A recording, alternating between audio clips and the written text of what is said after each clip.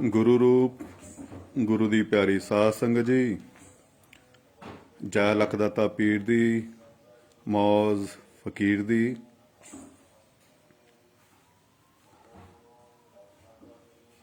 ਆਪਣੀ ਡਿਊਟੀ ਸਮਝ ਕੇ ਰੋਜ਼ ਭਜਨ ਸਿਮਰਨ ਦਾ ਅਭਿਆਸ ਕਰਦੇ ਰਿਹਾ ਕਰੋ। ਪਰਮਾਤਮਾ ਨੂੰ ਪਾਉਣ ਦੇ ਲਈ, ਰੱਬ ਨੂੰ ਪਾਉਣ ਦੇ ਲਈ ਕੋਈ ਧਰਮ ਬਦਲਣ ਦੀ ਲੋੜ ਨਹੀਂ ਹੈਗੀ। ਹਿੰਦੂ ਆ ਤੇ ਹਿੰਦੂ ਰਹੋ, ਮੁਸਲਮਾਨ ਅਤੇ ਮੁਸਲਮਾਨ ਰਹੋ, ਸਿੱਖ ਆ ਤੇ ਸਿੱਖ ਰਹੋ, ਈਸਾਈ ਆ ਤੇ ਈਸਾਈ ਰਹੋ। ਰੱਬ ਨੂੰ ਪਾਉਣ ਦੇ ਲਈ ਧਰਮ ਬਦਲਣ ਦੀ ਲੋੜ ਨਹੀਂ ਹੈਗੀ। ਜਿਸ ਵੀ ਤੁਸੀਂ ਧਰਮ ਨੂੰ ਮੰਨਦੇ ਹੋ, ਉਸ ਧਰਮ ਵਿੱਚ ਰਹਿ ਕੇ ਆਪਣੇ ਗੁਰੂ ਦੇ ਹੁਕਮ ਅਨੁਸਾਰ, ਗੁਰੂ ਦੀ ਆਗਿਆ ਅਨੁਸਾਰ ਰੋਜ਼ ਆਪਣਾ ਭਜਨ ਸਿਮਰਨ ਦਾ ਅਭਿਆਸ ਕਰਦੇ ਰਿਹਾ ਕਰੋ। ਗੁਰੂ ਗੁਰੂ ਕਰ ਮਨ ਮੋਰ, ਗੁਰੂ ਬਿਨਾ ਨਾਹੀ ਕੋਈ ਹੋਰ। ਦਾਸ ਨੇ ਪਹਿਲਾਂ ਵੀ ਕਿਹਾ ਸੀ, ਅੱਜ ਵੀ ਕਹਿ ਰਿਹਾ। ਔਰ ਜਿੰਨੇ ਵੀ ਸੰਤ ਮਹਾਂਪੁਰਸ਼ ਫਕੀਰ ਆਏ, ਉਹਨਾਂ ਨੇ ਵੀ ਇੱਕੋ ਗੱਲ ਕਹੀ ਕਿ ਗੁਰੂ ਤੋਂ ਬਿਨਾ ਅਸੀਂ ਪਰਮਾਰਥ ਦੇ ਰਾਸਤੇ ਉੱਤੇ ਚੱਲ ਹੀ ਨਹੀਂ ਸਕਦੇ। ਅਧਿਆਤਮ ਦਾ ਰਾਸਤਾ ਗੁਰੂ ਤੋਂ ਬਿਨਾ ਅਧੂਰਾ ਆ। ਜਦ ਤੱਕ ਸਾਨੂੰ ਪੂਰਨ ਮੁਰਸ਼ਦ, ਪੂਰਨ ਗੁਰੂ ਨਹੀਂ ਮਿਲਦਾ, ਤਦ ਤੱਕ ਅਸੀਂ ਸਹੀ ਆਨੰਦ ਪ੍ਰਾਪਤ ਨਹੀਂ ਕਰ ਸਕਦੇ। ਸਾਨੂੰ ਸਹੀ ਆਨੰਦ ਨਹੀਂ ਮਿਲ ਸਕਦਾ। ਇਸ ਕਰਕੇ ਔਰ ਸਿਆਣੇ ਨੇ ਇੱਕ ਕਹਾਵਤ ਕੀ ਗਈ ਆ ਕਿ ਦੁੱਧ ਪੀਓ ਛਾਣ ਕੇ, ਗੁਰੂ ਬਣਾਓ ਜਾਣ ਕੇ। ਗੁਰੂ ਬਣਾਉਣ ਤੋਂ ਪਹਿਲਾਂ ਉਹਦੀ ਸੰਗਤ ਕਰੋ, ਉਹਦੇ ਪ੍ਰਵਚਨ ਸੁਣੋ, ਫਿਰ ਉਸ ਤੋਂ ਬਾਅਦ ਫੈਸਲਾ ਕਰਿਆ ਕਰੋ, ਫਿਰ ਗੁਰੂ ਬਣਾਇਆ ਕਰੋ। ਇਹ ਨਹੀਂ ਲੋਕਾਂ ਦੇ ਮਗਰ ਲੱਗ ਕੇ, ਦੁਨੀਆ ਦੀ ਭੇਡ ਚਾਲ ਮਗਰ ਲੱਗ ਕੇ ਤੁਸੀਂ ਗੁਰੂ ਬਣਾ ਲਓ, ਮੁੜ ਕੇ ਫਿਰ ਤੁਹਾਨੂੰ ਪਛਤਾਣਾ ਪਵੇ।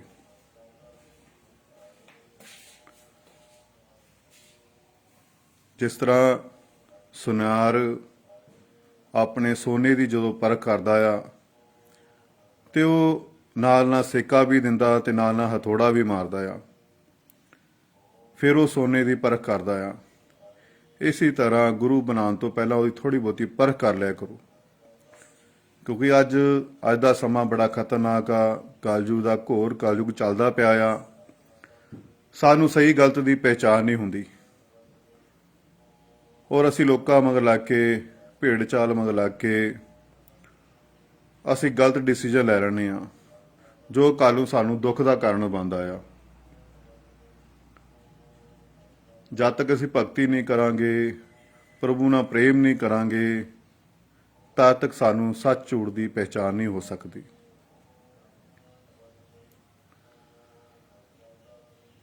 ਕਈ ਬੱਚਿਆਂ ਦੇ ਸਵਾਲ ਹੁੰਦੇ ਆ, ਸੰਗਤਾਂ ਦੇ ਸਵਾਲ ਹੁੰਦੇ ਆ ਕਿ ਬਾਬਾ ਜੀ ਸਾਨੂੰ ਝਟਕੇ ਬਹੁਤ ਪੈਂਦੇ ਆ, ਜੋ ਅਸੀਂ ਸਿਮਰਨ ਕਰਦੇ ਆ, ਇਬਾਦਤ ਕਰਦੇ ਆ, ਸਾਨੂੰ ਝਟਕੇ ਬਹੁਤ ਪੈਂਦੇ ਆ।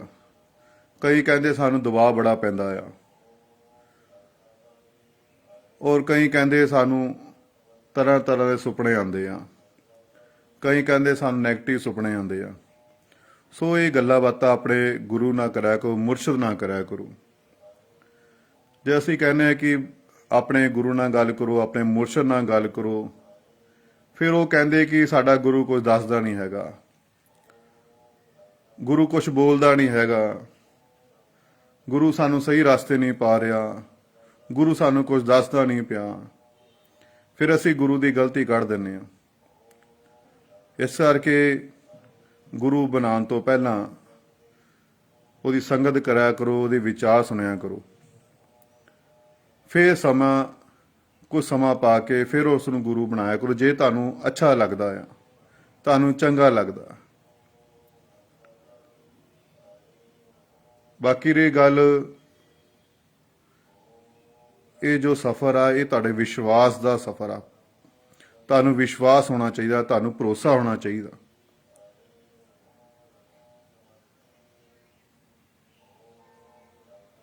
ਇੱਕ ਵਾਰ ਇੱਕ ਮੁੰਡੇ ਦੇ ਮਨ 'ਚ ਵਿਚਾਰ ਆਇਆ ਕਿ ਮੈਂ ਗੁਰੂ ਬਣਾਉਣਾ ਆ।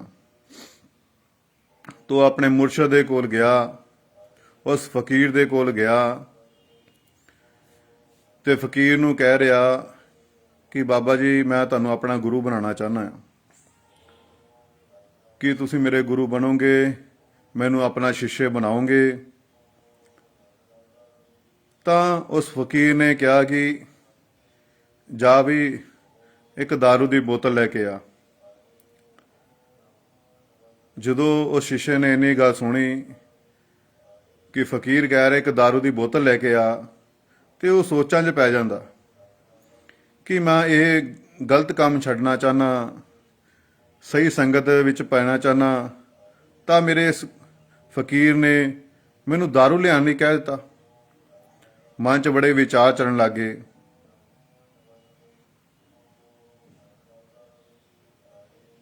ਤੇ ਉਹ ਸੋਚਾਂ 'ਚ ਪੈ ਗਿਆ, ਹੁਣ ਮੈਂ ਕੀ ਕਰਾਂ? ਵਿਚਾਰ ਕਰਨ ਨਾਲੋਂ ਉਸ ਨੂੰ ਚਾਹੀਦਾ ਕਿ ਉਹ ਜਦੀ ਦਾਰੂ ਦੀ ਬੋਤਲ ਲਿਆ ਕੇ ਬੈਠ ਜਾਂਦਾ ਕਿ ਉਸ ਫਕੀਰ ਨੂੰ ਕਹਿੰਦਾ ਮਹਾਰਾਜ ਆ ਲਓ ਪੀਓ। ਫਿਰ ਉਹ ਦੱਸਦਾ ਕੀ ਸਹੀ ਹੈ ਕੀ ਗਲਤ ਆ। ਇੱਕ ਚੋਰ ਸਾਧੂਆਂ ਦੇ ਕੱਪੜੇ ਪਾ ਕੇ ਬੈਠਾ ਹੋਇਆ ਸੀ, ਤਾਂ ਉਹਦੇ ਕੋਲ ਰਾਣੀ ਆਈ। ਰਾਣੀ ਕਹਿੰਦੀ ਕਿ ਮਹਾਰਾਜ ਮੈਂ ਤੁਹਾਨੂੰ ਆਪਣਾ ਗੁਰੂ ਬਣਾਉਣਾ ਚਾਹੁੰਦੀ ਹਾਂ, ਤੁਸੀਂ ਕਿਰਪਾ ਕਰੋ। ਤਾਂ ਉਹ ਚੋਰ ਜਿਹੜਾ ਸਾਧੂ ਬਣਿਆ ਹੋਇਆ ਸੀ, ਉਸਨੇ ਕਿਹਾ ਕਿ ਬੇਟੀ ਤੂੰ ਇੰਨੇ ਵਜੇ ਜਿੰਨਾ ਸੋਨਾ ਹੈਗਾ ਤੇ ਕੋ ਪਾ ਕੇ ਤੂੰ ਉਹ ਤੇ ਪਹੁੰਚ ਜੀ, ਪਰ ਕਿਸੇ ਨੂੰ ਦੱਸੀ ਨਾ। ਜੇ ਤੂੰ ਗੁਰੂ ਬਣਾਉਣਾ ਚਾਹੁੰਦੀ ਆ ਤਾਂ ਜਿੰਨਾ ਵੀ ਤੇ ਕੋ ਸੋਨਾ ਚਾਂਦੀ ਪਿਆ ਉਹ ਪਾ ਕੇ ਗਹਿਣੇ ਸਾਰੇ, ਤਾਂ ਮੇਰੇ ਕੋ ਇਸ ਟਾਈਮ ਤੇ ਪਹੁੰਚ ਜੀ, ਕਿਸੇ ਨੂੰ ਦੱਸਣਾ ਨਹੀਂ ਹੈਗਾ। ਫਿਰ ਤੈਨੂੰ ਮੈਂ ਗੁਰੂ ਮੰਤਰ ਦਊਂਗਾ, ਗੁਰੂ ਸ਼ਬਦ ਦਊਂਗਾ। ਤਾਂ ਉਸ ਰਾਣੀ ਨੇ ਆਪਣੇ ਗਹਿਣੇ ਪਾਏ, ਆਪਣੀ ਚਾਂਦੀ ਦੇ ਸੋਨੇ ਦੇ ਜੋ ਗਹਿਣੇ ਸੀ ਉਹ ਪਾ ਕੇ ਤੇ ਉਸ ਸਾਧੂ ਦੇ ਕੋਲ ਪਹੁੰਚ ਗਈ। ਸਾਧੂ ਥੋੜਾ ਜੰਗਲ ਵੱਲ ਉਸ ਨੂੰ ਲੈ ਗਿਆ। ਜੋ ਜੰਗਲ ਵਿੱਚ ਗਿਆ ਤਾਂ ਉਸਨੇ ਕੱਪੜਾ ਵਿਛਾਤਾ ਨੀਚੇ ਤੇ ਉਸਨੇ ਕਿਹਾ ਕਿ ਬੇਟੀ ਜਿੰਨੇ ਵੀ ਗਹਿਣੇ ਹੈਗੇ ਆ ਇਹ ਸਾਰੇ ਇਸ ਕੱਪੜੇ ਉੱਤੇ ਪਾ ਦੇ, ਕੱਪੜੇ ਉੱਤੇ ਰੱਖ ਦੇ। ਤਾਂ ਉਸ ਰਾਣੀ ਨੇ ਆਪਣੇ ਸਾਰੇ ਗਹਿਣੇ ਉਤਾਰ ਕੇ ਉਸ ਕੱਪੜੇ ਉੱਤੇ ਰੱਖ ਦਿੱਤੇ। ਤਾਂ ਉਸ ਸਾਧੂ ਨੇ ਉਹਦੀ ਪੋਟਲੀ ਬਣਾ ਲਈ, ਗੱਠ ਬੰਨ੍ਹ ਲਈ ਤੇ ਉਸ ਰਾਣੀ ਨੂੰ ਰੱਸੀ ਨਾਲ ਦਰਖਤ ਨਾਲ ਬੰਨ੍ਹ ਦਿੱਤਾ। ਤੇ ਉਸਨੇ ਕਿਹਾ ਕਿ ਤੂੰ ਰਾਮ ਨਾਮ ਦਾ ਸਿਮਰਨ ਕਰੀ ਔਰ ਕੋਈ ਤੈਨੂੰ ਖੋਲਣ ਵਾਸਤੇ ਆਵੇ ਤਾਂ ਉਹਨੂੰ ਖੋਲਣ ਨਹੀਂ ਦੇਣਾ। ਤੂੰ ਰਾਮ ਰਾਮ ਕਰੇਂਗੀ ਤਾਂ 7 ਦਿਨਾਂ ਬਾਅਦ ਤੈਨੂੰ ਉਸ ਹਰੀ ਦੇ ਦਰਸ਼ਨ ਹੋਣਗੇ, ਉਸ ਪ੍ਰਭੂ ਦੇ ਭਗਵਾਨ ਦੇ ਦਰਸ਼ਨ ਹੋਣਗੇ। 7 ਦਿਨ ਤੂੰ ਸਿਮਰਨ ਕਰਨਾ, 7 ਦਿਨ ਤੂੰ ਰਾਮ ਰਾਮ ਦਾ ਜਾਪ ਕਰਨਾ। ਅਗਰ ਕੋਈ ਖੋਲਣ ਆਵੇ ਤਾਂ ਇਹ ਰੱਸੀ ਨੂੰ ਤੂੰ ਖੋਲਣਾ ਨਹੀਂ ਹੈਗਾ। ਤਾਂ ਉਹ ਸਾਧੂ ਜਿਹੜਾ ਚੋਰ ਸੀ ਉਹਨੇ ਉਸ ਰਾਣੀ ਨੂੰ ਬੰਨ੍ਹਿਆ, ਬੰਨ੍ਹ ਕੇ ਉਹਨੂੰ ਸ਼ਬਦ ਦੇ ਕੇ ਸੋਨਾ ਚਾਂਦੀ ਲੈ ਕੇ ਚਲਾ ਗਿਆ। ਤਾਂ ਰਾਣੀ ਨੂੰ ਮਨ ਦੇ ਵਿੱਚ ਸ਼ਰਧਾ ਸੀ, ਵਿਸ਼ਵਾਸ ਸੀ, ਭਰੋਸਾ ਸੀ, ਇੱਕ ਪ੍ਰਭੂ ਨੂੰ ਪਾਉਣ ਦੀ ਇੱਛਾ ਸੀ, ਭਗਵਾਨ ਨੂੰ ਪਾਉਣ ਦੀ ਇੱਛਾ ਸੀ। ਤੇ ਉਸਨੇ ਉਸ ਸਾਧੂ ਤੇ ਉਸ ਚੋਰ ਤੇ ਵਿਸ਼ਵਾਸ ਕਰ ਲਿਆ ਤੇ ਆਪਣਾ ਰੋਜ਼ ਸਿਮਰਨ ਕਰਨ ਲੱਗੀ, ਰਾਮ ਰਾਮ ਰਾਮ ਰਾਮ। 4 ਦਿਨਾਂ ਬਾਅਦ 4 ਦਿਨ 4 ਰਾਤਾਂ ਹੋ ਗਈਆਂ ਤੇ ਉਹ ਆਪਣਾ ਸਿਮਰਨ ਕਰੀ ਜਾ ਰਹੀ ਹੈ, ਰਾਮ ਰਾਮ ਰਾਮ। ਤੇ ਰਾਜੇ ਨੂੰ ਪਤਾ ਲੱਗਿਆ ਕਿ ਰਾਣੀ ਪਤਾ ਨਹੀਂ ਕਿੱਥੇ ਚਲੀ ਗਈ। ਤੇ ਰਾਜਾ ਆਪਣੇ ਸਿਪਾਹੀ ਨੂੰ ਨਾਲ ਲੈ ਕੇ ਲੱਭਣ ਚਲਾ ਗਿਆ। ਜਦੋਂ ਲੱਭਦਾ ਲੱਭਦਾ ਰਾਣੀ ਕੋ ਪਹੁੰਚਿਆ ਤਾਂ ਰਾਣੀ ਨੂੰ ਕਿਹਾ, ਰਾਣੀ ਤੈਨੂੰ ਕਿਸ ਨੇ ਬੰਨਿਆ ਇਹ? ਮੈਂ ਤੈਨੂੰ ਖੋਲ ਦਵਾਂ, ਚੱਲ ਵਾਪਸ ਆਪਣੇ ਮਹਿਲਾਂ ਦੇ ਵਿੱਚ ਚੱਲ। ਤਾਂ ਉਸ ਰਾਣੀ ਨੇ ਕਿਹਾ ਕਿ ਪ੍ਰਭੂ ਮੈਂ ਨਹੀਂ ਜਾਣਾ, ਤੁਸੀਂ ਮੈਨੂੰ ਖੋਲਣਾ ਨਹੀਂ ਹੈਗਾ। ਤੇ ਮੈਂ ਉਸ ਆਪਣੇ ਗੁਰੂ ਦੇ ਹੁਕਮ ਦੀ ਪਾਲਣਾ ਕਰਨੀ ਆ। ਮੇਰੇ ਗੁਰੂ ਨੇ, ਮੇਰੇ ਮੁਰਸ਼ਿਦ ਨੇ ਮੈਨੂੰ ਕਿਹਾ ਕਿ 7 ਦਿਨ ਤੂੰ ਇੱਥੇ ਖੜੀ ਰਹਿਣਾ ਤੇ ਰਾਮ ਰਾਮ ਦਾ ਜਾਪ ਕਰਨਾ ਔਰ ਕਿਸੇ ਨੂੰ ਇਹ ਰੱਸੀ ਖੋਲਣ ਨਹੀਂ ਦੇਣੀ। ਇਹ ਮੇਰੇ ਗੁਰੂ ਦਾ ਹੁਕਮ ਆ। ਹੇ ਰਾਜਨ, ਤੁਸੀਂ ਇੱਥੋਂ ਚਲੇ ਜਾਓ। ਰਾਜੇ ਨੇ ਬੜਾ ਕਿਹਾ, ਬੜਾ ਸਮਝਾਇਆ, ਪਰ ਉਹ ਰਾਣੀ ਮੰਨੀ ਨਹੀਂ ਹੈਗੀ। ਤਾਂ ਰਾਜਾ ਵਾਪਸ ਆਪਣੇ ਮਹਿਲਾਂ ਨੂੰ ਚਲਾ ਗਿਆ ਤੇ ਰਾਣੀ ਫਿਰ ਆਪਣੇ ਸਿਮਰਨ ਕਰਨ ਲੱਗ ਪਈ, ਰਾਮ ਰਾਮ ਰਾਮ ਦਾ ਜਾਪ ਕਰਨ ਲੱਗੀ। ਰਾਮ ਰਾਮ ਦਾ ਸਿਮਰਨ ਵੱਧਦਾ ਗਿਆ ਤਾਂ ਵਿਸ਼ਨੂਪੁਰੀ ਹਿਲਣ ਲੱਗ ਗਈ। ਉੱਪਰ ਸਿੰਘਾਸਨ ਭਗਵਾਨ ਦੇ ਹਿਲਣ ਲੱਗ ਗਿਆ। ਤਾਂ ਉਹਨੇ ਨਾਰਦ ਜੀ ਨੂੰ ਭੇਜਿਆ ਕਿ ਨਾਰਦ ਜੀ ਜਾ ਦੇਖ ਕੇ ਆਓ, ਇਹ ਕੌਣ ਆ, ਕਿਹੜਾ ਭਗਤ ਆ ਕਿ ਅੱਜ ਮੇਰਾ ਸਿੰਘਾਸਨ ਹਿਲਦਾ ਪਿਆ। ਤੇ ਨਾਰਦ ਮੁਨੀ ਜੀ ਨੇ ਵਿਸ਼ਨੂੰ ਭਗਵਾਨ ਦਾ ਹੁਕਮ ਲਿੱਤਾ, ਹਰੀ ਦਾ ਹੁਕਮ ਲੈ ਕੇ, ਆਗਿਆ ਲੈ ਕੇ ਉਸ ਜੰਗਲ ਦੇ ਵਿੱਚ ਪਹੁੰਚ ਗਿਆ ਤੇ ਰਾਣੀ ਨੂੰ ਕਿਹਾ, ਹੇ ਰਾਣੀ, ਤੇਰੀ ਭਗਤੀ ਤੋਂ ਮੇਰੇ ਪ੍ਰਭੂ ਖੁਸ਼ ਨੇ ਤੇ ਤੂੰ ਜੋ ਮੰਗੇਂਗੀ ਤੈਨੂੰ ਦੇਣ ਲਈ ਅਸੀਂ ਤਿਆਰ ਹਾਂ, ਤੈਨੂੰ ਮੈਂ ਖੋਲ ਦੇਵਾਂ। ਜਦੋਂ ਨਾਰਦ ਮੁਨੀ ਉਸ ਨੂੰ ਖੋਲਣ ਲੱਗਾ ਤਾਂ ਰਾਣੀ ਨੇ ਕਿਹਾ ਕਿ ਨਹੀਂ ਮਹਾਰਾਜ, ਮੈਨੂੰ ਖੋਲੋ ਨਾ, ਮੇਰੇ ਗੁਰੂ ਦਾ ਹੁਕਮ ਆ। ਮੇਰੇ ਗੁਰੂ ਨੇ ਕਿਹਾ ਕਿ ਰਾਮ ਰਾਮ ਦਾ ਜਾਪ ਕਰਿਆ ਕਰ, ਤੈਨੂੰ 7 ਦਿਨਾਂ ਬਾਅਦ ਭਗਵਾਨ ਦੇ ਦਰਸ਼ਨ ਹੋਣਗੇ, ਤੈਨੂੰ ਪਰਮਾਤਮਾ ਜ਼ਰੂਰ ਮਿਲੇਗਾ। ਤੇ ਨਾਰਦ ਜੀ ਨੇ ਕਿਹਾ ਕਿ ਭਗਵਾਨ ਤਾਂ ਬਹੁਤ ਖੁਸ਼ ਨੇ ਤੇਰੇ ਤੋਂ, ਤੇਰੀ ਭਗਤੀ ਤੋਂ ਖੁਸ਼ ਆ, ਉਹ ਤੈਨੂੰ ਦਰਸ਼ਨ ਦੇਣਾ ਚਾਹੁੰਦੇ ਆ, ਤੈਨੂੰ ਮੈਂ ਖੋਲ ਦੇਣਾ। ਤੂੰ ਇੰਨੇ ਦਿਨਾਂ ਦੀ ਇਸ ਰੱਸੀ ਨਾਲ, ਇਸ ਦਰਖਤ ਨਾਲ ਬੰਨੀ ਪਈ ਆ, ਤੈਨੂੰ ਮੈਂ ਖੋਲ ਦੇਣਾ। ਪਰ ਰਾਣੀ ਨੇ ਕਿਹਾ ਕਿ ਮਹਾਰਾਜ ਮੈਨੂੰ ਨਾ ਖੋਲੋ, ਮੇਰੇ ਗੁਰੂ ਦਾ ਹੁਕਮ ਆ ਤੇ ਮੈਨੂੰ ਆਪਣਾ ਸਿਮਰਨ ਕਰਨ ਲੈਣ ਦਿਓ। ਤਾਂ ਨਾਰਦ ਜੀ ਵਾਪਸ ਵਿਸ਼ਨੂਪੁਰੀ ਚਲੇ ਗਏ। ਤਾਂ ਭਗਵਾਨ ਨੂੰ ਕਿਹਾ, ਪ੍ਰਭੂ ਤੁਸੀਂ ਆਪ ਜਾਓ, ਉਹ ਸ਼ਾਇਦ ਤੁਹਾਡਾ ਕਹਿਣਾ ਮੰਨ ਲਏਗੀ। ਉਹ ਕਹਿੰਦੀ ਕਿ ਮੇਰੇ ਗੁਰੂ ਦਾ ਹੁਕਮ ਆ, ਜਦ ਤੱਕ ਮੇਰੇ ਗੁਰੂ ਮੈਨੂੰ ਕਹੂੰਗਾ ਨਹੀਂ, ਮੈਨੂੰ ਭਗਵਾਨ ਦੇ ਦਰਸ਼ਨ ਨਹੀਂ ਹੋਣਗੇ, ਤਦ ਤੱਕ ਮੈਨੂੰ ਕੋਈ ਖੋਲੇ ਨਾ। ਤੇ ਭਗਵਾਨ ਜੀ, ਵਿਸ਼ਨੂੰ ਜੀ ਮਹਾਰਾਜ ਉਸ ਰਾਣੀ ਦੇ ਕੋਲ ਪਹੁੰਚੇ ਜੰਗਲ ਦੇ ਵਿੱਚ ਤੇ ਕਿਹਾ, ਬੇਟੀ ਮੈਂ ਤੇਰੇ ਤੋਂ ਖੁਸ਼ ਹਾਂ, ਤੇਰੀ ਭਗਤੀ ਤੋਂ ਖੁਸ਼ ਹਾਂ, ਤੇਰੇ ਸਿਮਰਨ ਤੋਂ ਖੁਸ਼ ਹਾਂ, ਮੰਗ ਜੋ ਮੰਗਣਾ ਚਾਹਨੀ ਆ, ਤੈਨੂੰ ਮੈਂ ਦੇਣ ਲਈ ਤਿਆਰ ਹਾਂ। ਤਾਂ ਵਿਸ਼ਨੂੰ ਭਗਵਾਨ ਜਦੋਂ ਉਹਦੀ ਰੱਸੀ ਖੋਲਣ ਲੱਗੇ ਤਾਂ ਰਾਣੀ ਨੇ ਕਿਹਾ ਕਿ ਮਹਾਰਾਜ ਤੁਸੀਂ ਇਹ ਰੱਸੀ ਨਾ ਖੋਲੋ, ਮੇਰੇ ਗੁਰੂ ਦਾ ਹੁਕਮ ਆ ਕਿ 7 ਦਿਨ ਬਾਅਦ ਆ ਕੇ ਮੈਂ ਇਸ ਰੱਸੀ ਨੂੰ ਖੋਲਾਂਗਾ, ਜਦ ਤੱਕ ਤੂੰ ਤੇ ਸਿਮਰਨ ਕਰਦੀ ਰਹਿਣਾ ਆ ਤੇ ਤੈਨੂੰ ਭਗਵਾਨ ਦੇ ਦਰਸ਼ਨ ਹੋਣਗੇ। ਜਦੋਂ ਭਗਵਾਨ ਆਉਂਗੇ ਤਾਂ ਮੈਂ ਤੇਰੀ ਰੱਸੀ ਖੋਲਣ ਜ਼ਰੂਰ ਆਉਂਗਾ। ਵਿਸ਼ਨੂੰ ਭਗਵਾਨ ਜੀ ਨੇ ਉਸ ਰਾਣੀ ਨੂੰ ਕਿਹਾ ਕਿ ਕਿਹੜੇ ਤੂੰ ਗੁਰੂ ਦੀ ਗੱਲ ਕਰਦੀ ਆ, ਕਿਹੜੇ ਤੂੰ ਸਾਧੂ ਦੀ ਗੱਲ ਕਰਦੀ ਆ?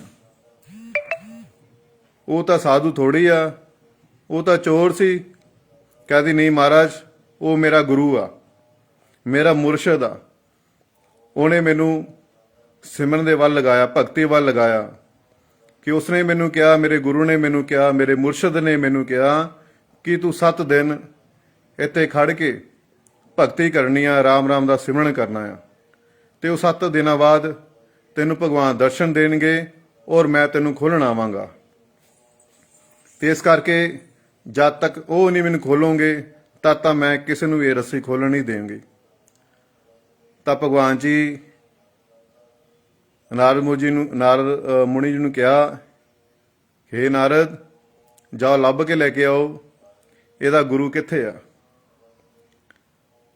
ਤਾਂ ਨਾਰਦ ਜੀ ਬਾਜ਼ਾਰ ਦੇ ਵਿੱਚ ਲੱਭਣ ਚਲੇ ਗਏ, ਮੁਹੱਲੇ ਦੇ ਵਿੱਚ। ਤਾਂ ਉਸ ਚੋਰ ਦੇ ਕੋਲ ਗਏ, ਕਹਿੰਦੇ ਚੱਲ ਬਈ ਤੂੰ ਰਾਣੀ ਨੂੰ ਉੱਥੇ ਬੰਨ੍ਹ ਕੇ ਆਇਆ ਤੇ ਉਸ ਨੂੰ ਕਿਹਾ ਸੀ ਤੂੰ ਮੈਂ 7 ਦਿਨ ਬਾਅਦ ਖੋਲ੍ਹਣ ਆਊਂਗਾ ਤੇ ਤੂੰ ਚੱਲ। ਚੋਰ, ਉਹ ਸਾਧੂ ਚੋਰ ਸੀ ਤੇ ਉਸਦੇ ਮਨ ਦੇ ਵਿੱਚ ਡਰ ਪੈ ਗਿਆ, ਕਿਤੇ ਮੇਰੀ ਰਾਜੇ ਨੂੰ ਸ਼ਿਕਾਇਤ ਨਾ ਕਰ ਦੇਵੇ। ਤਾਂ ਉਹ ਆਣਾਕਾਣੀ ਕਰਨ ਲੱਗ ਪਿਆ। ਤਾਂ ਨਾਰਦ ਜੀ ਨੇ ਕਿਹਾ ਕਿ ਬਈ ਤੂੰ ਪਿਆਰ ਨਾਲ ਚੱਲੇਗਾ ਠੀਕ ਆ, ਨਹੀਂ ਤਾਂ ਤੈਨੂੰ ਮੈਂ ਧੱਕੇ ਨਾਲ ਲੈ ਜਾਣਾ। ਚੱਲ ਉਸ ਬੇਟੀ ਦੀ ਜਾ ਕੇ ਰੱਸੀ ਖੋਲ, ਉਹ ਤੇਰਾ ਇੰਤਜ਼ਾਰ ਕਰਦੀ ਪਈ ਆ। ਤਾਂ ਨਾਰਦ ਮੁਨੀ ਜੀ ਉਸ ਚੋਰ ਨੂੰ ਲੈ ਕੇ, ਉਸ ਸਾਧੂ ਨੂੰ ਲੈ ਕੇ ਉਸ ਰਾਣੀ ਕੋਲ ਪਹੁੰਚੇ। ਤਾਂ ਫਿਰ ਉਸ ਸਾਧੂ ਨੇ, ਉਸ ਚੋਰ ਨੇ ਉਹਦੀਆਂ ਰੱਸੀਆਂ ਖੋਲੀਆਂ ਤੇ ਭਗਵਾਨ ਦੇ ਉਹਨੂੰ ਦਰਸ਼ਨ ਨਹੀਂ ਹੋ ਰਹੇ ਸੀ, ਭਗਵਾਨ ਜੀ ਉਹਨੂੰ ਦਿਖਦੇ ਨਹੀਂ ਪਏ ਸੀ। ਤਾਂ ਰਾਣੀ ਨੇ ਕਿਹਾ ਕਿ ਪ੍ਰਭੂ, ਇਹ ਮੇਰੇ ਗੁਰੂ ਨੇ, ਮੇਰੇ ਮੁਰਸ਼ਿਦ ਨੇ, ਇਹਨਾਂ ਨੇ ਮੈਨੂੰ ਭਗਤੀ ਵੱਲ ਲਗਾਇਆ, ਸਿਮਰਨ ਦੇ ਵੱਲ ਲਗਾਇਆ ਕਿ ਅੱਜ ਇਹਨਾਂ ਦੀ ਕਿਰਪਾ ਨਾਲ ਮੈਨੂੰ ਤੁਹਾਡੇ ਦਰਸ਼ਨ ਹੋਇਆ। ਤਾਂ ਕਿਰਪਾ ਕਰਕੇ ਤੁਸੀਂ ਇਹਨਾਂ ਨੂੰ ਵੀ ਦਰਸ਼ਨ ਦਿਓ। ਤਾਂ ਉਸ ਰਾਣੀ ਦੀ ਭਗਤੀ ਨਾਲ, ਉਹਦੇ ਸਿਮਰਨ ਦੇ ਨਾਲ, ਉਹਦੀ ਭਗਤੀ ਤੋਂ ਖੁਸ਼ ਹੋ ਕੇ ਤਾਂ ਪ੍ਰਭੂ ਨੇ ਉਸ ਚੋਰ ਨੂੰ, ਉਸ ਰਾਣੀ ਦੇ ਗੁਰੂ ਨੂੰ ਵੀ ਦਰਸ਼ਨ ਦਿੱਤੇ ਆ। ਸੋ ਇਸੇ ਤਰ੍ਹਾਂ ਸਾਨੂੰ ਆਪਣੇ ਗੁਰੂ ਤੇ ਭਰੋਸਾ ਚਾਹੀਦਾ, ਪੂਰਾ ਵਿਸ਼ਵਾਸ ਚਾਹੀਦਾ। ਜਦ ਤੱਕ ਤੁਹਾਡੇ ਵਿਸ਼ਵਾਸ ਨਹੀਂ ਹੈਗਾ ਤਦ ਤੱਕ ਤੁਹਾਡੀ ਗੱਲ ਨਹੀਂ ਬਣ ਸਕਦੀ। ਚਾਹੇ ਤੁਹਾਡਾ ਗੁਰੂ ਸਹੀ ਆ, ਚਾਹੇ ਗਲਤ ਆ, ਚਾਹੇ ਅਧੂਰਾ ਆ, ਚਾਹੇ ਪੂਰਾ ਆ, ਇਸ ਗੱਲ ਵੱਲ ਧਿਆਨ ਨਾ ਦੇ ਕੇ ਤੁਸੀਂ ਆਪਣੇ ਗੁਰੂ ਤੇ ਭਰੋਸਾ ਰੱਖ ਕੇ ਰੋਜ਼ ਬੰਦਗੀ ਕਰਦੇ ਰਹੋ, ਰੋਜ਼ ਭਜਨ ਸੇਵਾ ਦਾ ਅਭਿਆਸ ਕਰਦੇ ਰਹੋ। ਜੋ ਤੁਹਾਡੇ ਤੁਸੀਂ ਵਿਸ਼ਵਾਸ ਰੱਖ ਕੇ ਭਗਤੀ ਕਰੋਗੇ, ਭਰੋਸਾ ਰੱਖ ਕੇ ਭਗਤੀ ਕਰੋਗੇ, ਇੱਕ ਨਾ ਇੱਕ ਦਿਨ ਤੁਹਾਨੂੰ ਪਰਮਾਤਮਾ ਜ਼ਰੂਰ ਮਿਲੇਗਾ। ਅਸੀਂ ਲੋਕ ਚਾਹੁੰਦੇ ਹਾਂ ਕਿ ਸਾਡਾ ਗੁਰੂ ਸਾਡੇ ਲਈ ਕੁਝ ਨਹੀਂ ਕਰਦਾ ਪਿਆ, ਗੁਰੂ ਸਾਨੂੰ ਕੋਈ ਦੱਸਦਾ ਨਹੀਂ ਪਿਆ, ਗੁਰੂ ਸਾਡੇ ਮਾਰਗਦਰਸ਼ਨ ਨਹੀਂ ਕਰਦਾ ਪਿਆ, ਤੇ ਅਸੀਂ ਆਪਣੇ ਗੁਰੂ ਦੀਆਂ ਗਲਤੀਆਂ ਕੱਢਣ ਲੱਗ ਪੈਂਦੇ ਹਾਂ। ਗੁਰੂ ਨੇ ਸਾਨੂੰ ਇੱਕ ਕੰਮ ਦਿੱਤਾ, ਸਿਮਰਨ ਕਰ, ਬੰਦਗੀ ਕਰ। ਅਸੀਂ ਆਪਣੇ ਗੁਰੂ ਦੇ ਹੁਕਮ ਅਨੁਸਾਰ ਬੰਦਗੀ ਕਰੀਏ, ਵੱਧ ਤੋਂ ਵੱਧ ਅਭਿਆਸ ਕਰੀਏ, ਕਿਉਂਕਿ ਗੁਰੂ ਸਾਡੇ ਅੰਦਰ ਸ਼ਬਦ ਰੂਪ ਦੇ ਵਿੱਚ, ਸਾਡੇ ਅੰਤਰ ਵਿੱਚ ਬੈਠਾ ਆ। ਅਸੀਂ ਰੋਜ਼, ਸਾਡਾ ਅਭਿਆਸ ਪੱਕਾ ਹੋਊਗਾ, ਰੋਜ਼ ਅਸੀਂ ਸਿਮਰਨ ਕਰਾਂਗੇ, ਰੋਜ਼ ਬੰਦਗੀ ਕਰਾਂਗੇ, ਤਾਂ ਇੱਕ ਨਾ ਇੱਕ ਦਿਨ ਗੁਰੂ ਸਾਨੂੰ ਸ਼ਬਦ ਰੂਪ ਦੇ ਵਿੱਚ ਸਾਰੇ ਪ੍ਰਗਟ ਹੋ ਕੇ ਸਾਨੂੰ ਦਰਸ਼ਨ ਦੀ ਦਾਤ ਦੇਵੇਗਾ। ਪਰ ਅਸੀਂ ਲੋਕ ਭਗਤੀ ਨਹੀਂ ਕਰਦੇ, ਸਿਮਰਨ ਨਹੀਂ ਕਰਦੇ, ਬੰਦਗੀ ਨਹੀਂ ਕਰਦੇ, ਔਰ ਅਸੀਂ ਆਪਣੇ ਗੁਰੂ ਤੇ ਇਹ ਉਮੀਦ ਰੱਖ ਲੈਂਦੇ ਹਾਂ ਕਿ ਜੋ ਕੁਝ ਵੀ ਕਰੂੰਗਾ ਸਾਡਾ ਗੁਰੂ ਹੀ ਕਰੂੰਗਾ। ਮੇਰੇ ਭੈਣੋ ਤੇ ਭਰਾਵੋ, ਮਾਸਟਰ ਦਾ ਕੰਮ ਹੁੰਦਾ ਤੁਹਾਨੂੰ ਪੜ੍ਹਾਉਣਾ, ਗੁਰੂ ਦਾ ਕੰਮ ਹੁੰਦਾ ਤੁਹਾਨੂੰ ਮਾਰਗਦਰਸ਼ਨ ਕਰਨਾ, ਤੁਹਾਨੂੰ ਰਸਤਾ ਦਿਖਾਣਾ। ਪੜ੍ਹਨਾ ਵੀ ਤੁਹਾਨੂੰ ਹੀ ਪੈਣਾ, ਪੜ੍ਹਾਈ ਵੀ ਤੁਹਾਨੂੰ ਹੀ ਕਰਨੀ ਪੈਣੀ ਆ, ਪੇਪਰ ਵੀ ਤੁਹਾਨੂੰ ਹੀ ਦੇਣੇ ਪੈਣੇ ਆ। ਗੁਰੂ ਨੇ ਤੁਹਾਨੂੰ ਨਾਮ ਸ਼ਬਦ ਦੇਤਾ, ਤੁਸੀਂ ਉਹਦਾ ਰੋਜ਼ ਅਭਿਆਸ ਕਰੋ, ਰੋਜ਼ ਬੰਦਗੀ ਕਰੋ, ਰੋਜ਼ ਭਗਤੀ ਕਰੋ। ਜੋ ਤੁਹਾਡਾ ਭਗਤੀ ਵਧੇਗਾ, ਸਿਮਰਨ ਵਧੇਗਾ, ਤੁਹਾਡਾ ਗੁਰੂ ਤੁਹਾਨੂੰ ਸ਼ਬਦ ਰੂਪ ਦੇ ਵਿੱਚ ਇੱਥੇ ਪ੍ਰਗਟ ਹੋਵੇਗਾ, ਤੁਹਾਨੂੰ ਦਰਸ਼ਨ ਦੀ ਦਾਤ ਦੇਵੇਗਾ।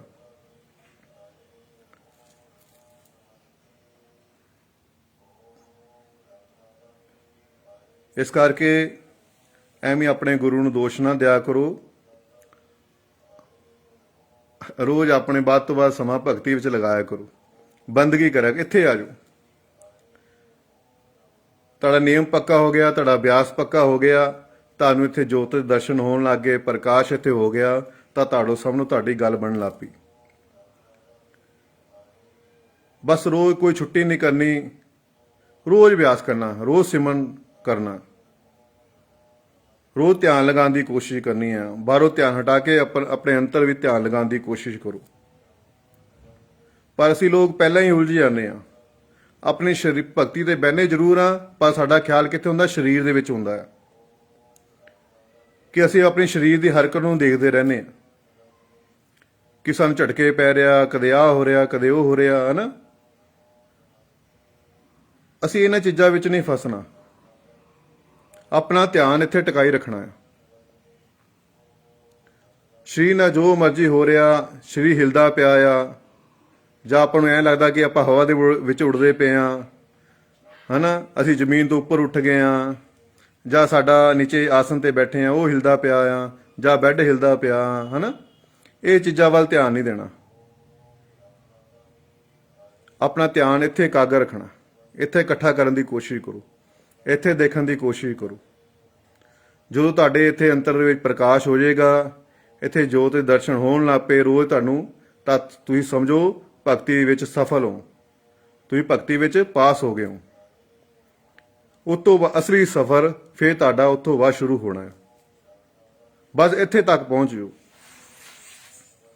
ਪਹਿਲਾਂ ਤਾਂ ਕਈ ਜਨਮ, ਕਈ ਸਾਲ ਇੱਕ ਚੱਕਰ ਤੇ ਲੱਗ ਜਾਂਦੇ ਹੁੰਦੇ ਸੀ। ਗੁੱਦਾ ਚੱਕਰ, ਇੰਦਰੀ ਚੱਕਰ, ਨਾਭੀ ਚੱਕਰ, ਹਿਰਦੇ ਚੱਕਰ, ਕੰਠ ਚੱਕਰ, ਆਗਿਆ ਚੱਕਰ। ਇੱਕ ਚੱਕਰ ਤੇ ਕਾਫੀ ਸਮਾਂ ਲੱਗ ਜਾਂਦਾ ਹੁੰਦਾ ਸੀ, ਕਈ ਸਾਲ ਲੱਗ ਜਾਂਦੇ ਹੁੰਦੇ ਸੀ।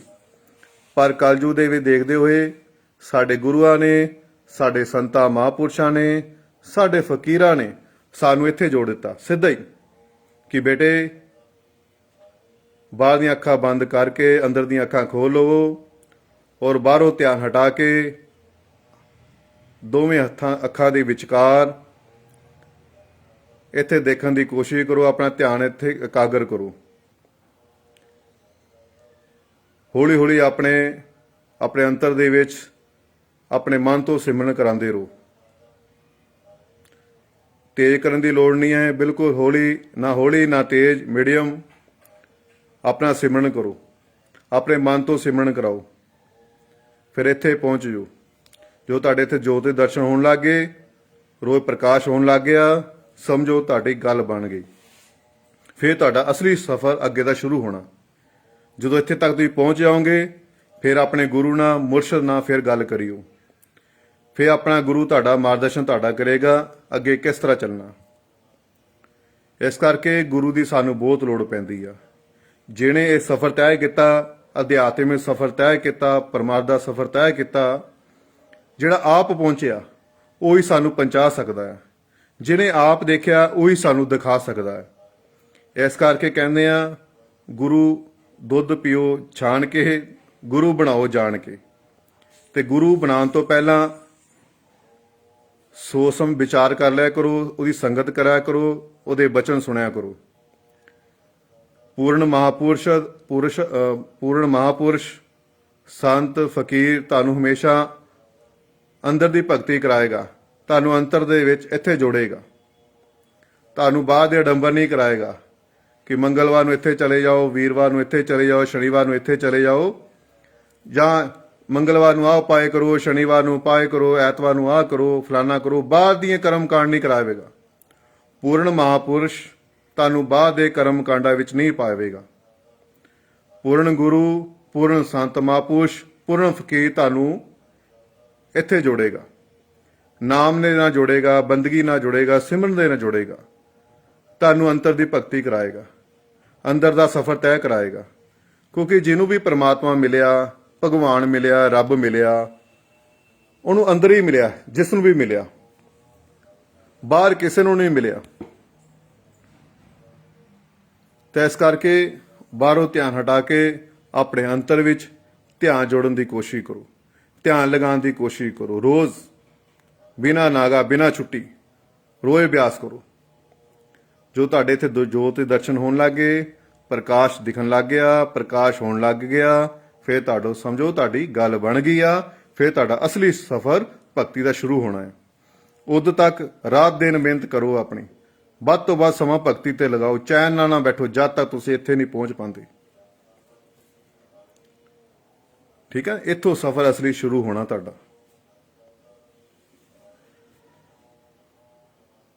ਬਾਕੀ ਗੁਰੂ ਦਾ ਵੀ ਕਸੂਰ ਨਹੀਂ ਹੈਗਾ, ਸ਼ਿਸ਼ੇ ਦਾ ਵੀ ਕੋਈ ਕਸੂਰ ਨਹੀਂ ਹੈਗਾ, ਕਿਉਂਕਿ ਅਸੀਂ ਸੋਚ ਸਮਝ ਕੇ ਜਾਣ ਕੇ ਪਹਿਚਾਣ ਕੇ ਗੁਰੂ ਨਹੀਂ ਬਣਾਉਂਦੇ, ਲੋਕਾਂ ਦੀ ਭੇਡ ਚਾਲ ਮਗਰ ਲੱਗ ਕੇ ਭੇਡ ਚਾਲ ਵਿੱਚ ਫਸ ਗਏ ਅਸੀਂ ਗੁਰੂ ਬਣਾ ਲੈਂਦੇ ਹਾਂ। ਫਿਰ ਸਾਨੂੰ ਔਖਾ ਹੁੰਦਾ, ਫਿਰ ਅਸੀਂ ਭਟਕਦੇ ਹਾਂ। ਪਰ ਤੁਹਾਡੀ ਭਗਤੀ ਜੋ ਤੁਸੀਂ ਸਿਮਰਨ ਕੀਤਾ, ਅਭਿਆਸ ਕੀਤਾ, ਬੰਦਗੀ ਕੀਤੀ, ਉਹ ਤੁਹਾਡੀ ਵਿਅਰਥ ਨਹੀਂ ਜਾਣੀ। ਕਹਿੰਦੇ ਕਿਸਾਨ ਜਦੋਂ ਧਰਤੀ ਵਿੱਚ ਬੀਜ ਪਾਉਂਦਾ, ਉਹ ਬੀਜ ਨਹੀਂ ਦੇਖਦਾ ਕਿ ਪੁੱਠਾ ਆਇਆ ਸਿੱਧਾ ਆਇਆ ਖੜਾ ਆਇਆ, ਕਿੱਦਾਂ ਦਾ ਬੀਜ ਆ, ਕਿੱਦਾਂ ਪਾਇਆ ਧਰਤੀ ਵਿੱਚ। ਸਮੇਂ ਆਏ ਤੇ ਫਲ ਆਪ ਹੀ ਲੱਗ ਜਾਂਦਾ, ਬੂਟਾ ਬਾਹਰ ਆ ਜਾਂਦਾ। ਇਸੇ ਤਰ੍ਹਾਂ ਤੁਸੀਂ ਜਿੱਦਾਂ ਵੀ ਭਗਤੀ ਕਰਦੇ ਹੋ, ਸਿਮਰਨ ਕਰਦੇ ਹੋ, ਬੰਦਗੀ, ਉਹ ਕਦੇ ਵਿਅਰਥ ਨਹੀਂ ਜਾਂਦੀ। ਜਦੋਂ ਤੁਹਾਡਾ ਵਿਸ਼ਵਾਸ ਵੱਧਦਾ ਜਾਂਦਾ, ਤੁਹਾਡਾ ਭਰੋਸਾ ਵੱਧਦਾ ਜਾਂਦਾ, ਤੁਹਾਡੀ ਭਗਤੀ ਵੱਧਦੀ ਜਾਂਦੀ ਆ, ਤਾਂ ਸਮੇਂ ਆਏ ਤੇ ਆਪੇ ਪਰਮਾਤਮਾ ਤੁਹਾਨੂੰ ਗੁਰੂ ਨਾਲ ਮਿਲਾ ਦਿੰਦਾ ਹੈ। ਗੁਰੂ ਲੱਭਣ ਦੀ ਲੋੜ ਨਹੀਂ ਪੈਂਦੀ। ਸਮੇਂ ਆਏ ਤੇ ਤੁਹਾਨੂੰ ਆਪਣੇ ਆਪ ਹੀ ਗੁਰੂ ਮਿਲ ਜਾਵੇਗਾ। ਜੇ ਅਸੀਂ ਚੰਡੀਗੜ੍ਹ ਜਾਣਾ, ਲੁਧਿਆਣੇ ਤੋਂ ਚੰਡੀਗੜ੍ਹ ਜਾਣਾ, ਜੇ ਅਸੀਂ ਰੋਡਵੇਜ਼ ਦੀ ਬੱਸ ਵਿੱਚ ਬੈਠਾਂਗੇ ਤਾਂ ਉਹ ਸਿੱਧਾ ਸਾਨੂੰ 17 ਸੈਕਟਰ ਵਿੱਚ ਬੱਸ ਸਟੈਂਡ ਤੇ ਉਤਾਰ ਦੇਵੇਗੀ। ਠੀਕ ਹੈ ਨਾ। ਇਸੇ ਤਰ੍ਹਾਂ ਜੇ ਅਸੀਂ ਪੂਰਨ ਸੰਤ ਮਹਾਂਪੁਰਸ਼ ਦੇ ਕੋਲੋਂ ਨਾਮਦਾਨ ਲੈ ਕੇ ਰੋਜ਼ ਅਭਿਆਸ ਕਰਾਂਗੇ, ਉਹਨੇ ਚਰਨਾਂ ਨਾਲ ਜੁੜਾਂਗੇ, ਉਹ ਸਿੱਧਾ ਸਾਨੂੰ ਸੱਚਖੰਡ ਤੱਕ ਉਸ ਪ੍ਰਭੂ ਨਾਲ ਮਿਲਾ ਦੇਗਾ, ਉੱਥੇ ਤੱਕ ਪਹੁੰਚਾ ਦੇਵੇਗਾ। ਜੇ ਅਸੀਂ ਪ੍ਰਾਈਵੇਟ ਬੱਸ ਵਿੱਚ ਬੈਠ ਗਏ ਤਾਂ ਉਸਨੇ ਸਾਨੂੰ 6 ਫੇਸ ਵਿੱਚ ਮੋਹਾਲੀ ਵਿੱਚ ਉਤਾਰ ਦੇਣਾ ਜਾਂ ਕਿਤੇ ਹੋਰ ਹੈ ਨਾ ਹੋਰ ਸੈਕਟਰ ਵਿੱਚ ਉਤਾਰ ਦੇਣਾ, ਤੇ ਸਾਨੂੰ ਉੱਥੋਂ ਬੱਸ ਚੇਂਜ ਕਰਨੀ ਪੈਣੀ ਹੈ। ਠੀਕ ਹੈ ਨਾ। ਇਸੇ ਤਰ੍ਹਾਂ ਜੇ ਅਸੀਂ ਕੋਈ ਹੋਰ ਅਧੂਰਾ ਗੁਰੂ ਬਣਾ ਲਿਆ ਜਾਂ ਉਹ ਜਿੱਥੇ ਤੱਕ ਪਹੁੰਚਿਆ ਤੁਹਾਨੂੰ ਉੱਥੇ ਤੱਕ ਪਹੁੰਚਾ ਦੇਵੇਗਾ। ਫਿਰ ਤੁਹਾਨੂੰ ਅੱਗੇ ਫਿਰ ਮੁਰਸ਼ਦ ਦੀ, ਗੁਰੂ ਦੀ, ਪੀਰ ਦੀ ਲੋੜ ਪੈਣੀ ਹੈ। ਠੀਕ ਹੈ ਨਾ। ਇਸ ਕਰਕੇ ਬਣਾਉਣ ਤੋਂ ਪਹਿਲਾਂ ਸੋਚ ਸਮਝ ਲਿਆ ਕਰੋ, ਵਿਚਾਰ ਕਰ ਲਿਆ ਕਰੋ। ਔਰ ਬਾਕੀ ਕਈ ਲੋਕ ਬੱਚੇ ਕਹਿੰਦੇ ਬਾਬਾ ਜੀ ਅਸੀਂ ਭਗਤੀ ਕਰਦੇ ਹਾਂ, ਅਸੀਂ ਲੋਕਾਂ ਦਾ ਭਲਾ ਕਰਨਾ ਚਾਹੁੰਦੇ ਹਾਂ, ਅਸੀਂ ਸਿਮਰਨ ਕਰਦੇ ਹਾਂ, ਬੰਦਗੀ ਕਰਦੇ ਹਾਂ, ਅਸੀਂ ਲੋਕਾਂ ਦਾ ਭਲਾ ਕਰਨਾ ਚਾਹੁੰਦੇ ਹਾਂ, ਪਰ ਸਾਡੇ ਕੋਲ ਭਲਾ ਨਹੀਂ ਹੁੰਦਾ ਪਿਆ। ਮੇਰੇ ਭੈਣੋ ਤੇ ਭਰਾਵੋ, ਜਿਹੜੀ ਭਗਤੀ ਆ ਇਹ ਸਿਰਫ ਪ੍ਰਭੂ ਨੂੰ ਪਾਉਣ ਵਾਸਤੇ ਕੀਤੀ ਜਾਂਦੀ ਆ, ਉਹਨੂੰ ਮਿਲਣ ਵਾਸਤੇ ਕੀਤੀ ਜਾਂਦੀ ਆ। ਸੰਸਾਰ ਵਿੱਚ ਆਉਣ ਜਾਣ ਦੇ ਚੱਕਰਾਂ ਚੋਂ ਮੁਕਤ ਹੋਣ ਵਾਸਤੇ ਭਗਤੀ ਕੀਤੀ ਜਾਂਦੀ ਆ। ਤੁਸੀਂ ਨਿਸ਼ਕਾਮ ਭਾਵ ਨਾਲ ਭਗਤੀ ਕਰੋਗੇ, ਅਭਿਆਸ ਰੋਜ਼ ਕਰੋਗੇ, ਰੋਜ਼ ਬੰਦਗੀ ਕਰੋਗੇ, ਫਿਰ ਉਹਦੀ ਮੌਜ ਆ, ਉਹਨੇ ਕਿਹੜਾ ਰੰਗ ਭਰਨਾ ਆ। ਠੀਕ ਹੈ ਨਾ। ਜੇ ਤੁਸੀਂ ਆਪਣੀ ਮਰਜ਼ੀ ਨਾਲ ਚੱਲੋਗੇ, ਆਪਣੀ ਮਰਜ਼ੀ ਨਾਲ ਭਗਤੀ ਕਰੋਗੇ, ਆਪਣੀ ਇੱਛਾਵਾਂ ਰੱਖ ਕੇ ਭਗਤੀ ਕਰੋਗੇ ਕਿ ਮੈਂ ਭਗਤੀ ਕਰਕੇ ਲੋਕਾਂ ਦਾ ਭਲਾ ਕਰਾਂਗਾ, ਮੈਂ ਭਗਤੀ ਕਰਕੇ ਲੋਕਾਂ ਦਾ ਉਪਾਅ ਕਰਾਂਗਾ, ਮੈਂ ਭਗਤੀ ਕਰਾਂਗਾ ਲੋਕਾਂ ਦੇ ਸਵਾਲਾਂ ਦਾ ਜਵਾਬ ਦੇਵਾਂਗਾ, ਮੈਂ ਭਗਤੀ ਕਰਕੇ ਲੋਕਾਂ ਦੇ ਦੁੱਖ ਦਰਦ ਦੂਰ ਕਰਾਂਗਾ, ਤਾਂ ਕਦੇ ਵੀ ਤੁਸੀਂ ਭਗਤੀ ਵਿੱਚ ਸਫਲ ਨਹੀਂ ਹੋ ਸਕਦੇ। ਤੁਸੀਂ ਅੱਜ ਵੀ ਫੇਲ ਹੋ ਤੇ ਕੱਲ ਵੀ ਫੇਲ ਹੋ। ਉਹਦੇ ਹੁਕਮ ਬਿਨਾਂ ਪੱਤਾ ਵੀ ਨਹੀਂ ਹਿਲਦਾ, ਕਹਿੰਦੇ ਨਾ ਆਪਾਂ। ਫਿਰ ਅਸੀਂ ਆਪਣੇ ਪੱਤੇ ਕਿਉਂ ਹਿਲਾਉਣ ਲੱਗੇ ਹੋਏ ਹਾਂ। ਦੂਸਰੀ ਗੱਲ, ਅਸੀਂ ਕਿਸੇ ਦੇ ਕਰਮ ਨਹੀਂ ਬਦਲ ਸਕਦੇ। ਜੇ ਅਸੀਂ ਕੰਡੇ ਬੀਜੇ ਆ ਤੇ ਸਾਨੂੰ ਕੰਡੇ ਹੀ ਮਿਲਣੇ ਆ। ਜੇ ਅਸੀਂ ਫਲ ਅੱਛੇ ਅੰਬ ਦਾ ਦਰਖਤ ਲਗਾਇਆ, ਸਾਨੂੰ ਅੰਬ ਹੀ ਮਿਲੇਗਾ। ਅੱਛੇ ਕਰਮ ਕੀਤੇ ਤਾਂ ਅੱਛਾ ਹੀ ਫਲ ਮਿਲੇਗਾ, ਬੁਰੇ ਕਰਮ ਕੀਤੇ ਸਾਨੂੰ ਬੁਰਾ ਹੀ ਫਲ ਮਿਲੇਗਾ। ਅਸੀਂ ਕਿਸ ਤਰ੍ਹਾਂ ਕਿਸੇ ਨੂੰ ਅਸੀਂ ਦੁੱਖਾਂ ਨੂੰ ਦੂਰ ਕਰ ਸਕਦੇ ਹਾਂ? ਅਸੀਂ ਕਿੱਦਾਂ ਕਿਸੇ ਨੂੰ ਅਸੀਂ ਕਿਸੇ ਕਰਮ ਚੇਂਜ ਕਰ ਸਕਦੇ ਹਾਂ? ਜੇ ਇਸ ਤਰ੍ਹਾਂ ਕਰਮ ਚੇਂਜ ਹੁੰਦੇ ਬਿਨਾਂ ਭਗਤੀ ਤੋਂ ਕਰਮ ਚੇਂਜ ਹੁੰਦੇ, ਉਪਾਏ ਨਾਲ ਕਰਮ ਚੇਂਜ ਹੁੰਦੇ, ਤਾਂ ਸਾਰਾ ਸੰਸਾਰ ਸੁਖੀ ਹੋ ਜਾਣਾ ਸੀ। ਜੋ ਅਸੀਂ ਕਰਮ ਕੀਤੇ ਸਾਨੂੰ ਉਹਦਾ ਭੁਗਤਾਨ ਕਰਨਾ ਹੀ ਪੈਣਾ। ਉਹਦੇ ਲਈ ਕੀ ਕਰਨਾ? ਬੰਦਗੀ ਕਰਨੀ ਪੈਣੀ, ਭਗਤੀ ਕਰਨੀ ਪੈਣੀ ਹੈ, ਨਾਮ ਦੀ ਕਮਾਈ ਕਰਨੀ ਪੈਣੀ ਹੈ। ਫਿਰ ਵੀ ਸਾਨੂੰ ਉਸ ਕਰਮਾਂ ਦਾ ਭੁਗਤਾਨ ਕਰਨਾ ਹੀ ਪੈਣਾ। ਜਦੋਂ ਅਸੀਂ ਭਗਤੀ ਕਰਾਂਗੇ, ਨਾਮ ਜਪਾਂਗੇ, ਬੰਦਗੀ ਕਰਾਂਗੇ, ਜਿਹੜੇ ਸਾਡੇ ਕਰਮ ਆ, ਵੱਡੇ ਵੱਡੇ ਕਰਮ ਆ, ਉਹ ਛੋਟੇ ਹੋ ਜਾਣਗੇ, ਸੂਲੀ ਦੇ ਸੂਲ ਬਣ ਜਾਓਗੇ। ਦੁੱਖ ਆਉਂਗੇ ਜ਼ਰੂਰ, ਪਤਾ ਨਹੀਂ ਲੱਗਣਾ। ਇਹ ਨਾਮ ਦੇ ਵਿੱਚ ਸ਼ਕਤੀ ਆ, ਇਹਦੀ ਭਗਤੀ ਵਿੱਚ ਸ਼ਕਤੀ ਆ। ਔਰ ਭਗਤੀ ਇਹ ਆਪਣੇ ਵਾਸਤੇ ਹੁੰਦੀ ਹੈ, ਨਾ ਕਿ ਕਿਸੇ ਵਾਸਤੇ ਹੁੰਦੀ ਹੈ। ਠੀਕ ਹੈ ਨਾ। ਅਸੀਂ ਇਸ ਕਰਕੇ ਤੁਸੀਂ ਭਗਤੀ ਕਰਦੇ ਹੋ, ਬਹੁਤ ਵਧੀਆ ਗੱਲ ਆ। ਬੰਦਗੀ ਕਰਦੇ ਹੋ, ਅੱਛੀ ਗੱਲ ਆ। ਸਿਮਰਨ ਕਰਦੇ ਹੋ, ਅੱਛੀ ਗੱਲ ਆ। ਪਰ ਇਹ ਭਗਤੀ ਲੋਕਾਂ ਦੇ ਦੁੱਖ ਦੂਰ ਕਰਨ ਵਾਸਤੇ ਨਹੀਂ ਹੁੰਦੀ। ਤੁਸੀਂ ਸੋਚਦੇ ਹੋਗੇ ਭਗਤੀ ਕਰਾਂਗੇ, ਛਿੱਲੇ ਕੱਟਾਂਗੇ, ਅਸੀਂ ਲੋਕਾਂ ਦੇ ਉਪਾਅ ਕਰਾਂਗੇ। ਤੁਸੀਂ ਲੋਕਾਂ ਦੇ ਉਪਾਅ ਕਰਦੇ ਕਰਦੇ ਤੁਸੀਂ ਆਪਣੇ ਬੇੜਾ ਗਰਕ ਕਰ ਲੈਣਾ, ਆਪਣੇ ਘਰ ਦਾ ਢਾਂਚਾ ਖਰਾਬ ਕਰ ਲੈਣਾ। ਇਹ ਭਗਤੀ ਨਿਸ਼ਕਾਮ ਭਗਤੀ ਕਰੋ, ਪ੍ਰਭੂ ਨੂੰ ਪਾਣ ਵਾਸਤੇ ਭਗਤੀ ਕਰੋ, ਆਨੰਦ ਲੈਣ ਵਾਸਤੇ ਭਗਤੀ ਕਰੋ, ਆਉਣ ਜਾਣ ਦੇ ਚੱਕਰਾਂ ਚੋਂ ਮੁਕਤ ਕਰਨ ਵਾਸਤੇ ਭਗਤੀ ਕਰੋ। ਜੇ ਇਸ ਤਰ੍ਹਾਂ ਭਗਤੀ ਤੋਂ ਬਿਨਾ ਉਪਾਏ ਕਰਕੇ, ਤਰ੍ਹਾਂ ਤਰ੍ਹਾਂ ਦੇ ਉਪਾਏ ਕਰਕੇ, ਨੀਲੀਆਂ ਪੀਲੀਆਂ ਮੁੰਦਰੀਆਂ ਪਾ ਕੇ, ਜੇ ਅਕਰਮ ਕਾਂਡ ਕਰਨ ਕਰਕੇ ਜੇ ਸਾਨੂੰ ਸੁੱਖ ਮਿਲਦਾ ਹੋਵੇ, ਜੇ ਕਿਸੇ ਨੂੰ ਸੁੱਖ ਮਿਲਦਾ ਹੋਵੇ, ਅੱਜ ਸਾਰਾ ਸੰਸਾਰ ਸੁਖੀ ਹੋ ਜਾਣਾ ਸੀ। ਬਿਨਾ ਨਾਮ ਤੋਂ, ਬਿਨਾ ਭਗਤੀ ਤੋਂ ਸਾਨੂੰ ਸੁੱਖ ਮਿਲ ਹੀ ਨਹੀਂ ਸਕਦਾ। ਸੰਸਾਰ ਇਹ ਦੁੱਖਾਂ ਦਾ ਘਰ ਹੈਗਾ, ਇਹ ਦੁੱਖਾਂ ਨਾਲ ਭਰਿਆ ਹੈਗਾ, ਉਹ ਸੰਸਾਰ ਕੰਡਿਆਂ ਨਾਲ ਭਰਿਆ ਹੈਗਾ। ਇਸ ਕਰਕੇ ਸੰਸਾਰ ਦੇ ਕੰਡੇ ਇਕੱਠੇ ਕਰਨ ਦੀ ਕੋਸ਼ਿਸ਼ ਨਾ ਕਰੋ, ਆਪਣੇ ਪੈਰਾਂ ਦੇ ਵਿੱਚ ਹੀ ਬੂਟ ਪਾ ਲਵੋ, ਆਪਣਾ ਬਚਾਅ ਹੀ ਕਰ ਲਓ, ਇੰਨਾ ਹੀ ਬਹੁਤ ਆ। ਸੰਤਾਂ ਕੋਲੋਂ, ਮਹਾਂਪੁਰਸ਼ਾਂ ਕੋਲੋਂ, ਪੀਰਾਂ ਫਕੀਰਾਂ ਗੁਰੂਆਂ ਦੇ ਕੋਲੋਂ ਨਾਮ ਦਾ ਲੈ ਕੇ, ਨਾਮ ਸ਼ਬਦ ਲੈ ਕੇ ਉਹਦਾ ਅਭਿਆਸ ਕਰੋ, ਰੋਜ਼ ਬੰਦਗੀ ਕਰੋ, ਠੀਕ ਹੈ। ਅੰਮ੍ਰਿਤ ਵੇਲੇ ਦੀ ਸੰਭਾਲ ਕਰੋ, ਫਿਰ ਉਸ ਤੋਂ ਬਾਅਦ ਆਪਣੇ ਸੰਸਾਰ ਦੇ ਕੰਮ ਧੰਦੇ ਕਰਿਆ ਕਰੋ। ਇਹ ਗੱਲ ਯਾਦ ਰੱਖੋ, ਅਸੀਂ ਕਿਸੇ ਦੇ ਕਰਮ ਨਹੀਂ ਚੇਂਜ ਕਰ ਸਕਦੇ।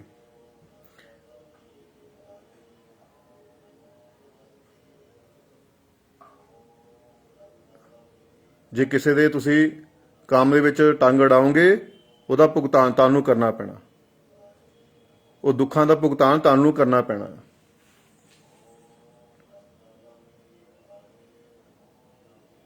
ਇਸ ਕਰਕੇ ਭਗਤੀ ਜਿਹੜੀ ਆ ਉਹ ਪ੍ਰਭੂ ਨੂੰ ਪਾਉਣ ਵਾਸਤੇ ਕਰੋ, ਉਹਦਾ ਦੀਦਾਰ ਕਰਨ ਵਾਸਤੇ ਕਰੋ, ਆਪਣਾ ਜੀਵਨ ਸਫਲ ਕਰਨ ਵਾਸਤੇ ਕਰੋ ਭਗਤੀ, ਠੀਕ ਹੈ ਨਾ। ਆਪਣੇ ਗੁਰੂ ਦੇ ਹੁਕਮ ਅਨੁਸਾਰ ਰੋਜ਼ ਅਭਿਆਸ ਕਰੋ, ਰੋਜ਼ ਬੰਦਗੀ ਕਰੋ, ਵਿਸ਼ਵਾਸ ਰੱਖੋ, ਭਰੋਸਾ ਰੱਖੋ। ਜੇ ਤੁਹਾਨੂੰ ਆਪਣੇ ਗੁਰੂ ਤੇ ਵਿਸ਼ਵਾਸ ਆ, ਮੁਰਸ਼ਦ ਦੇ ਭਰੋਸਾ ਆ, ਤੁਹਾਡੀ ਇੱਕ ਨਾ ਇੱਕ ਦਿਨ ਜ਼ਰੂਰ ਗੱਲ ਬਣ ਜਾਵੇਗੀ।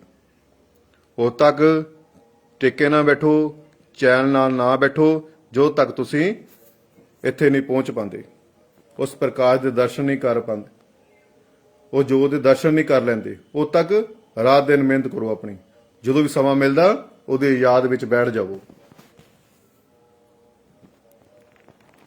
ਜਦੋਂ ਵੀ ਸਮਾਂ ਮਿਲਦਾ ਉਹਦੀ ਯਾਦ ਵਿੱਚ ਬੈਠ ਜਾਵੋ। ਅੱਜ ਮਿਹਨਤ ਕਰੋਗੇ, ਕੱਲ ਜਾ ਕੇ ਤੁਹਾਨੂੰ ਉਸ ਚੀਜ਼ ਦਾ ਫਲ ਮਿਲ ਜਾਵੇਗਾ। ਭਗਤੀ ਵੀ ਜਵਾਨੀ ਵਿੱਚ ਹੁੰਦੀ ਆ, ਔਰ ਭਗਤੀ ਕਰਨ ਲਈ ਬੁੱਢੇ ਹੋਣ ਦਾ ਇੰਤਜ਼ਾਰ ਨਾ ਕਰੋ। ਭਗਤੀ ਕਰਨ ਲਈ ਕੱਲ ਦਾ ਇੰਤਜ਼ਾਰ ਨਾ ਕਰੋ, ਕੱਲ ਕਦੇ ਨਹੀਂ ਆਇਆ, ਕੱਲ ਫਿਰ ਅੱਜ ਹੋ ਜਾਣਾ। ਭਗਤੀ ਕਰਨ ਲਈ ਬੁੱਢੇ ਹੋਣ ਦਾ ਇੰਤਜ਼ਾਰ ਨਾ ਕਰੋ। ਭਗਤੀ ਹਮੇਸ਼ਾ ਜਵਾਨੀ ਵਿੱਚ ਹੁੰਦੀ ਆ, ਨਿਰੋਗੀ ਕਾਇਆ ਵਿੱਚ ਹੁੰਦੀ ਆ। ਜਿੰਨੇ ਵੀ ਸੰਨਿਆਸੀ ਦੇਖੇ ਹੋਣੇ, ਜਿੰਨੇ ਵੀ ਤੁਸੀਂ ਸਾਧੂ ਸੰਤ ਮਹਾਂਪੁਰਸ਼ ਦੇਖੇ ਹੋਣੇ, ਉਹਨਾਂ ਨੇ ਜਵਾਨੀ ਵਿੱਚ ਭਗਤੀ ਕੀਤੀ ਹੈ। ਤੇ ਇਸ ਕਰਕੇ ਤੁਸੀਂ ਵੀ ਭਗਤੀ ਕਰਨ ਲਈ ਬੁੱਢੇ ਹੋਣ ਦਾ ਇੰਤਜ਼ਾਰ ਨਾ ਕਰੋ। ਭਗਤੀ ਕਰਨ ਲਈ ਕੱਲ ਦਾ ਇੰਤਜ਼ਾਰ ਨਾ ਕਰੋ ਕਿ ਮੈਂ ਕੱਲ ਕਰੂੰਗਾ, ਉਦੋਂ ਕਰੂੰਗਾ। ਕੱਲ ਕਰੇ ਸੋ ਆਜ ਕਰ, ਆਜ ਕਰੇ ਸੋ ਅਬ। ਕਲ ਕਾ ਨਾਮ ਕਾਲ ਕਾ, ਭਜਨ ਕਰੋ ਗੋਪਾਲ ਕਾ। ਮਤਲਬ ਭਗਤੀ ਅੱਜ ਹੀ ਕਰੋ, ਠੀਕ ਹੈ। ਇਹ ਅੱਜ ਕਰਨ ਦਾ ਵਾਲਾ ਕੰਮ ਆ, ਕੱਲ ਕਰਨ ਵਾਲਾ ਕੰਮ ਨਹੀਂ ਹੈਗਾ। ਜਦੋਂ ਵੀ ਸਮੇਂ ਮਿਲਦਾ ਉਹਦੀ ਯਾਦ ਵਿੱਚ ਬੈਠ ਜਾਵੋ, ਠੀਕ ਹੈ। ਦਾਸ ਦੀ ਬੇਨਤੀ ਪ੍ਰਵਾਨ ਕਰਨੀ ਆ। ਆਪਣੀ ਸੰਸਾਰ ਦੀ ਕਮਾਈ ਦੇ ਨਾਲ ਨਾਲ ਆਪਣੀ ਨਾਮ ਸਿਮਰਨ ਦੀ ਕਮਾਈ ਵੀ ਇਕੱਠੀ ਕਰਦੇ ਰਿਹਾ ਕਰੋ, ਔਰ ਅੰਮ੍ਰਿਤ ਵੇਲੇ ਸੰਭਾਲ ਕਰੋ। ਸਵੇਰੇ ਉੱਠ ਕੇ ਘੱਟੋ ਘੱਟ 2.5-3 ਘੰਟੇ ਰੋਜ਼ ਦਾ ਅਭਿਆਸ ਕਰੋ। ਤੁਹਾਡੀ 2.5-3 ਘੰਟੇ ਘੱਟੋ ਘੱਟ ਸਿਟਿੰਗ ਹੋਣੀ ਚਾਹੀਦੀ ਆ। ਨਿਤ ਨੂੰ ਪੂਰਾ ਕਰਕੇ ਫਿਰ ਆਪਣੇ ਸੰਸਾਰ ਦੇ ਕੰਮ ਧੰਦੇ ਕਰਿਆ ਕਰੋ। ਰਾਤ ਨੂੰ ਸੌਣ ਤੋਂ ਪਹਿਲਾਂ ਵੀ ਸਿਮਰਨ ਦੇ ਵਿੱਚ ਬੈਠ ਜਾਇਆ ਕਰੋ ਕਿ ਤੁਹਾਨੂੰ ਸੁੱਤੇ ਪਏ ਵੀ ਤੁਹਾਡਾ ਸਿਮਰਨ ਚੱਲਦਾ ਰਵੇ, ਠੀਕ ਹੈ ਨਾ। ਤੁਹਾਨੂੰ ਅੱਛੇ ਅੱਛੇ ਸੁਪਨੇ ਆਣ, ਅੱਛੇ ਅੱਛੇ ਖਾਬ ਆਣ। ਜਦੋਂ ਵੀ ਦਿਨ ਵਿੱਚ ਵੀ ਸਮੇਂ ਮਿਲਦਾ, ਜਦੋਂ ਵੀ ਸਮੇਂ ਮਿਲਦਾ ਉਹਦੀ ਯਾਦ 'ਚ ਵੀ ਬੈਠ ਜਾਇਆ ਕਰੋ। ਉਦੋਂ ਤੱਕ ਟਿਕੇ ਨਾ ਬੈਠੋ ਜਦ ਤੱਕ ਤੁਸੀਂ ਇੱਥੇ ਜੋਤ ਦੇ ਦਰਸ਼ਨ ਨਹੀਂ ਕਰ ਲੈਂਦੇ, ਉਸ ਪ੍ਰਕਾਸ਼ ਨਹੀਂ ਕਰ ਲੈਂਦੇ, ਉਹ ਤੱਕ ਟਿਕ ਕੇ ਨਾ ਬੈਠੋ, ਰਾਤ ਦਿਨ ਮਿਹਨਤ ਕਰ ਦੋ ਬਸ। ਠੀਕ ਹੈ, ਦਾਸ ਦੀ ਬੇਨਤੀ ਪ੍ਰਵਾਨ ਕਰਨੀ ਆ। ਔਰ ਮੈਨੂੰ ਉਮੀਦ ਆ ਕਿ ਤੁਸੀਂ ਰੋਜ਼ ਭਗਤੀ ਕਰੋਗੇ, ਰੋਜ਼ ਬੰਦਗੀ ਕਰੋਗੇ। ਅਸੀਂ ਤਾਂ ਹੋਕਾ ਦੇ ਹੀ ਜਾਣਾ ਕਿ ਨਾਮ ਜਪੋ, ਨਾਮ ਜਪੋ, ਬੰਦਗੀ ਕਰੋ, ਬੰਦਗੀ ਕਰੋ। ਅੱਜ ਨਹੀਂ ਤਾਂ ਕੱਲ ਤੁਹਾਨੂੰ ਕਰਨੀ ਪੈਣੀ। ਪਿਆਰ ਨਾਲ ਕਰ ਲਓ, ਠੀਕ ਆ, ਨਹੀਂ ਤਾਂ ਧੱਕੇ ਨਾਲ ਉਸ ਪ੍ਰਮਾਤਮਾ ਨੇ ਕਰਾ ਹੀ ਲੈਣੀ ਆ।